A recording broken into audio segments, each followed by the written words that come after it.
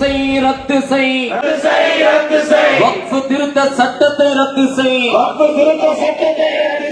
சட்டத்தை காப்பாற்று ஓங்கட்டும் ஓங்கட்டும்.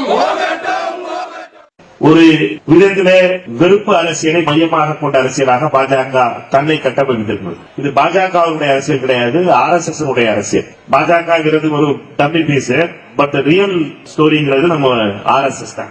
RSS உடைய வேலையே சிறுபான்மை மக்களை 30% இருக்கின்ற சிறுபான்மை மக்களை சீக்கிய, கிறிஸ்தவ, முஸ்லிம் மக்களை அதிகாரமற்றவர்களாக மாற்ற வேண்டும் என்பதுதான் அரசுடைய கொள்கையே. இஸ்லாமிய சகோதரர்களிடமிருந்து வக்வாரிய நிலங்களை பிடுங்க வேண்டும். பிடுங்கி அதை யார் கையில கொடுக்கணும்?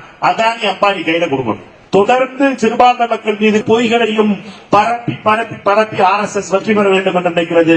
அதை எதிர்த்து நிற்க வேண்டிய மிகப்பெரிய பயணத்திலே உங்களோடு நாங்கள் என்ன நிற்போம். ராகுல் காந்தி அவர்களும் அதற்குரிய அண்ணன் ஸ்டாலின் அவர்களும் சேர்ந்து நீதிமன்ற வாசகங்களை நின்று போராடுவோம் என்பதை தெரிவித்து உங்கள் அத்தனை பேருக்கு மீண்டும் ஒரு முறை நன்றி கூறி விடைபெறுகிறேன். நன்றி, வணக்கம். ஒன்றிய அரசின் சார்பாக வக்ஃபு சட்ட திருத்தத்தை நாடாளுமன்றத்திலே அறிமுகம் செய்யும் பொழுது நமது நாடாளுமன்ற உறுப்பினர்கள் எல்லாம் அதிலே கலந்து கொண்டு இந்த சட்டத்தை கொண்டு வந்தால் இஸ்லாமிய சமுதாய மக்கள் பாதிப்படைவார்கள், வக்ஃபு சொத்துக்கள் எல்லாம் அபகரிக்கப்படும் என்று சொல்லி திராவிட முன்னேற்ற கழகத்தின் சார்பாக நாங்கள் தீர்மானம் நிறைவேற்றி அனுப்பி இருக்கின்றோம். அதற்கு மேலாக உச்சநீதிமன்றத்தில் வழக்கு தொடுத்திருக்கிறார் எங்களுடைய தலைவர் தளபதியார் அவர்கள் இந்த மத்திய அரசு கொண்டு வந்த சட்டத்தை வாபஸ் வரக்கூடிய வகையில முயற்சி எடுத்துக் கொண்டிருக்கிறார். ஏன்னா இது ஒரு சமுதாயத்தையும் ஒரு மதத்தை பாதுகாக்கிறதுக்கு போட்ட சட்டம். அந்த சட்டத்தில் என்ன சொல்லுது? அவங்க சொத்தை அவங்க பராமரிச்சுக்கிறாங்களே தவிர அடுத்த சொத்தை அவங்க கேட்கல. இது கூட அவர் மோடிக்கு தெரிய மாட்டேங்குது.